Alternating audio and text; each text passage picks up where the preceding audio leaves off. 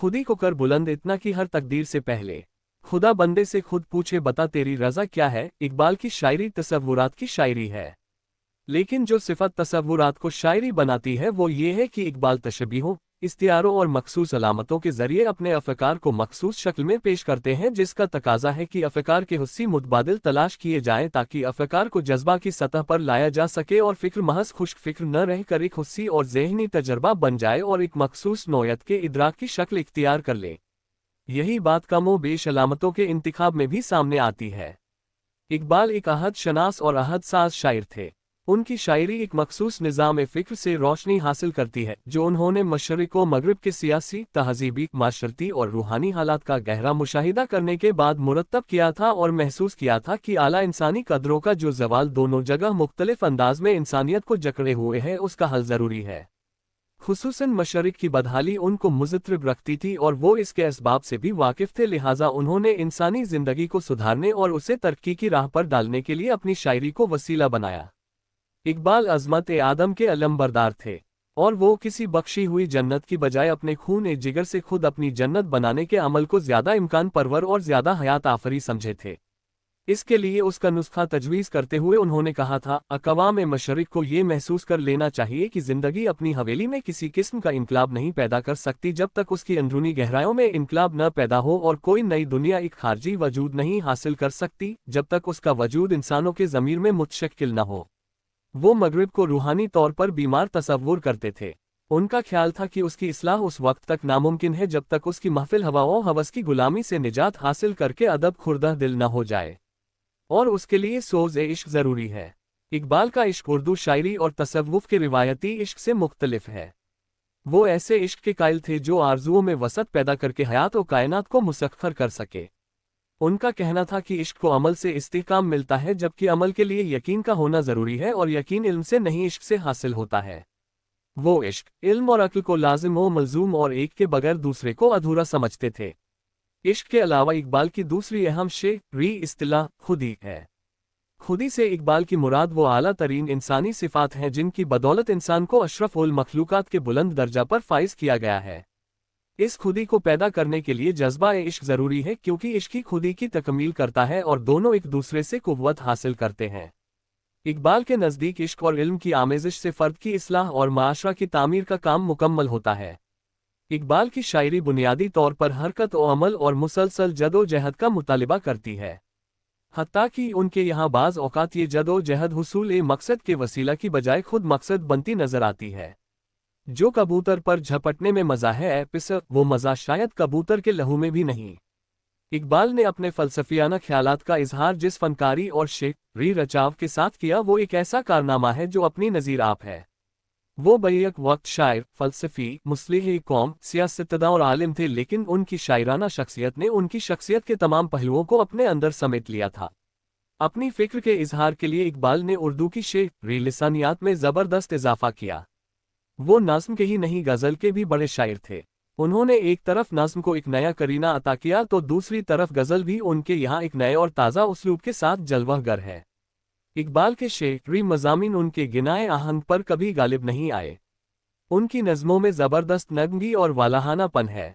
इकबाल की रिवायत में ऐसी कुव्वत है जिसकी ताज़गी में इम्कानात की एक दुनिया आबाद है। शेख मोहम्मद इकबाल 9 नवंबर 1877 को सियालकोट में पैदा हुए। उनके अजदाद सप्राव गोत के कश्मीरी ब्राह्मण थे, लेकिन इस्लाम कबूल करके सियालकोट में बस गए थे। इकबाल के वालिद शेख नूर मोहम्मद ज़्यादा पढ़े लिखे या खुशहाल नहीं थे, लेकिन दीनदार थे और उल्मा के साथ उठते बैठते थे। शम्स उल उल्मा मीर हसन सियालकोटी उनको अनपढ़ फ़लसफ़ी कहते थे। इकबाल की इब्तिदाई तालीम मकतब में हुई। प्राइमरी, मिडिल और मैट्रिक के इम्तिहानों में इम्तियाजी नंबरों से पास होकर वजीफ़ा लिया। N.A. स्कॉच स्कूल सियालकोट से पास करके B.A. के लिए गवर्नमेंट कॉलेज लाहौर में दाखिला लिया। यहीं उनकी मुलाकात अरबी के स्कॉलर T.W. आर्नल्ड से हुई। इकबाल ने 1899 में फ़लसफ़ा में M.A. की डिग्री हासिल की और इसी कॉलेज में फ़लसफ़ा के प्रोफेसर मुकर्रर हुए। 1905 में वो मज़ीदा तालीम के लिए इंग्लिस्तान चले गए और कैम्ब्रिज में दाखिला लिया। इकबाल की पहली शादी तालिब इल्मी के ज़माना में ही एक मुअज़्ज़ज़ ख़ानदान की खातून से हो गई थी, जिनसे उनका एक बेटा आफ़ताब इकबाल था। मरूफ खातून अतिया फैजी से भी इकबाल की दोस्ती रही, जो खुद भी तालीम की गर्ज से लंदन में मुकीम थी और जिन्होंने दानिश्वराना अदबी और इल्मी मज़ाह रखने वाली एक मॉडर्न हिंदुस्तानी खातून की हैसियत से आला समाजी हलकों में अपनी जगह बना ली थी। मिजाजों में मुताबकत की वजह से दोनों में कुर्बत पैदा हुई। लंदन से वापसी के बाद भी दोनों में खतो किताबत जारी रही। उर्दू शायरी पर बहरहाल अतिया का यह एहसान है कि उन्होंने इकबाल को रियासत हैदराबाद की मुलाजमत से शुदोमत के साथ रोका, क्योंकि उनका ख्याल था कि दरबारदारी इकबाल की बेपनाह खल्लाकाना सलाहियतों के लिए समय कातिल साबित होगी। इकबाल ने कम उम्री में ही शायरी शुरू कर दी थी। 1890 के एक तरही मुशायरा में इकबाल ने मोती समझ के शान ए करीमी ने चुन लिए कतरे जो थे मेरे अर के इनफ्योल के पढ़कर कम उम्र में उस वक्त के जहीद शुअरा को चौंका दिया। इसके बाद इकबाल अंजुमन हिमायत ए इस्लाम के जलसों में बाकायदगी से शिरकत करने लगे। 1900 में अंजुमन के एक जलसे में उन्होंने अपनी मशहूर नज़्म नाला ए यतीम पढ़ी, जो अपने अछूते अंदाज और कमाल सोज व गुदास की वजह से इतनी मकबूल हुई कि इजलास में यतीमों की इमदाद के लिए रुपयों की बारिश होने लगी और आंसुओं के दरिया बह गए और नज़्म की एक एक मतबुआ कॉपी 4 रुपये में फ़रोख्त हुई। इसके बाद इकबाल की नज़्में अंजुमन के जलसों की जीनत बन गईं। 1 अप्रैल 1904 में अदबी रिसाला मकसद का इज़ा हुआ तो उसमें इकबाल की नज़्म हिमालय शाये हुई। इसके साथ ही उनकी नए अंदाज की नज़मों और गज़लों की इशात का सिलसिला शुरू हुआ और इकबाल शुअरा ए हिंद की सफ़े अव्वल में मुमताज़ मकाम पर फाइज हो गए। इकबाल ने कैम्ब्रिज और म्यूनिख यूनिवर्सिटियों से फ़लसफ़ा में आला तरीन डिग्रियां हासिल की। PhD के लिए उनके मकाला का मौज़ूअ ईरान में माबद उत तबीयत का इर्तिका था। PhD के हुसूल के बाद उन्होंने लंदन से बैरिस्टरी का इम्तिहान भी पास किया। वतन वापस आकर वो गवर्नमेंट कॉलेज लाहौर में फ़लसफ़ा के प्रोफेसर मुकर्रर किए गए और साथ साथ वकालत भी करते रहे, जिसकी कॉलेज ने उन्हें खुसूसी इजाज़त दे दी थी। बाद में उन्होंने कॉलेज की मुलाजमत छोड़ दी और वकालत को ही अपना पेशा बना लिया। कुछ अरसा तक उनकी शायरी खामोश रही, लेकिन फिर उनकी कौमी और मिल्ली नज़मों का वो सिलसिला शुरू हुआ जो उनकी शोहरत दवाम का बाइस बना। इनमें शिकवा, शमा और शायर, महज़ राह और तुलूए इस्लाम अंजुमन के जलसों में पढ़ी गईं। 1910 में फ़ारसी मसनवी असरार खुदी शाये हुई और फिर 3 साल बाद रमूज़ बेखुदी मंजर आम पर आई, जो असरार खुदी का ततिम्मा थी। इसके बाद इकबाल की शायरी के मजमूए के बाद दीगरे शाये होते रहे।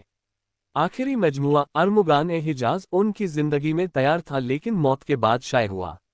अमली सियासत में हिस्सा लेते हुए इकबाल 1926 में पंजाब कानून साज असेंबली के रुकन मुंतखब हुए और 1930 में मुस्लिम लीग के इलाहाबाद इजलास में उनको सदर चुना गया।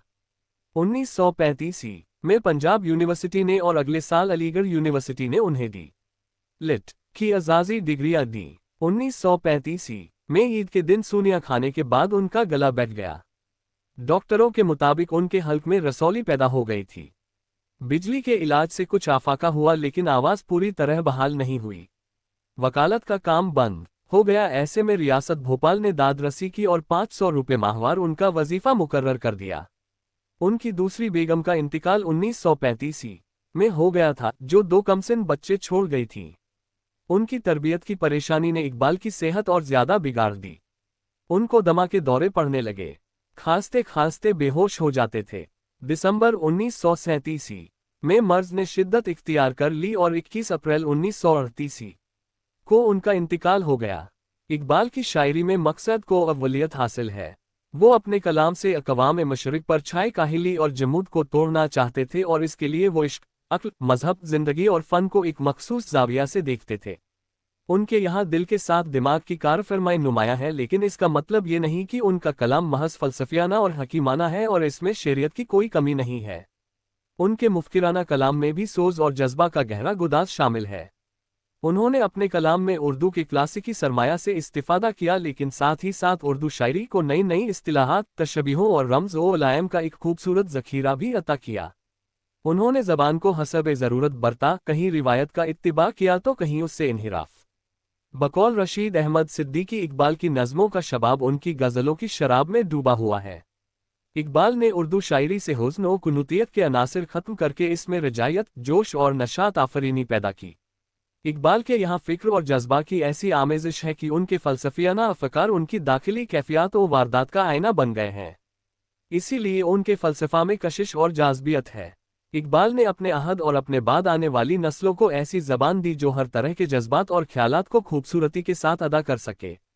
उनके बाद शुरू होने वाली अदबी तहरीकें किसी न किसी उन्वान से उनके सहर में गिरफ्तार रही हैं। उर्दू के 3 अजीम शायरों में मीर की शायरी अपने कारी को उनका मुअत्तकिद बनाती है, गालिब की शायरी मरूब व मशहूर करती है और इकबाल की शायरी कारी को उनका गुरवीदा और शैदाई बनाती है।